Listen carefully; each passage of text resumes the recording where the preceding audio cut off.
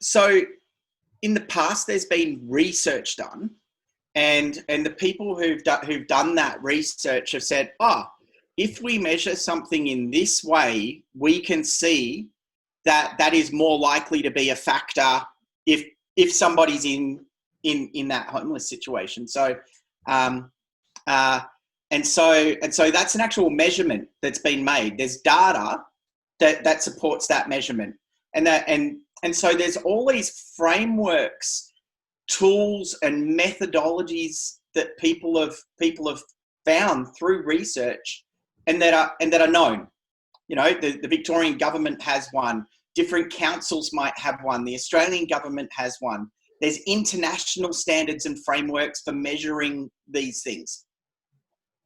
All of them use different measurements. All of them use different data points. None of them correlate to each other. One problem. The other problem is there's 1,000 of these frameworks and methodologies, like you were saying. If it's this, then that happens. If it's this, then that happens.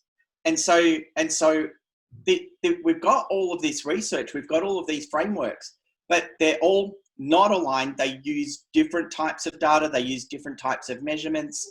There's different inputs, but all together across all of them, it gives a holistic picture.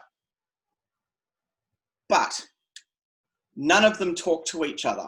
They are all, my thing works better, your thing works better, your things work better. Now, out of those, 10,000 measurements that we know that are relevant to homelessness, our platform works out all the ones that are most relevant to that particular demographic of people that we're working with. So, but for someone between 16 and 26 years of age in these suburbs and this location with this demographic background, so parents were divorced, have suffered domestic violence, have found poor housing security, been incarcerated. There's all these things that we know that might be part of that demographic, and each one of those little bits of the demographic have another 10 or 20 measurements that are most relevant to them out of the 100,000 measurements that we know are relevant overall.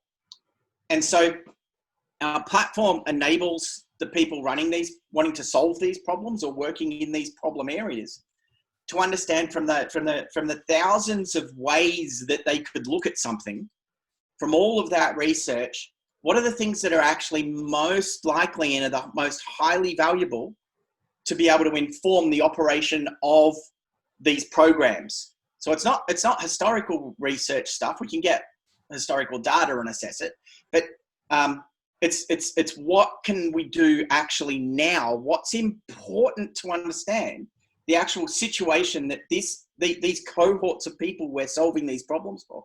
What's important to understand what's happening in these programs, in these people's lives, in the real world right now, and what's working, what's not working, and where there's gaps in the programs and the things that we're delivering. And it enables us to do that and have it meaning something, because the platform is able to give recommendations and insights on the bits that are most important, not measure 10,000 things or measure 100,000 things or go and gather 50 million more bits of data and research. What you need to do, you just need to take from what currently exists or is easy to attain, is what can we do that's the most important and the most impactful now to get those going. And so you do the things that are actually meaningful and are going to have the most value, and the AI enables us to understand how that is working right now and what's affecting it. So all those underlying things, all those things around there, what's affecting right now this demographic of people that we're trying to get to have secure housing.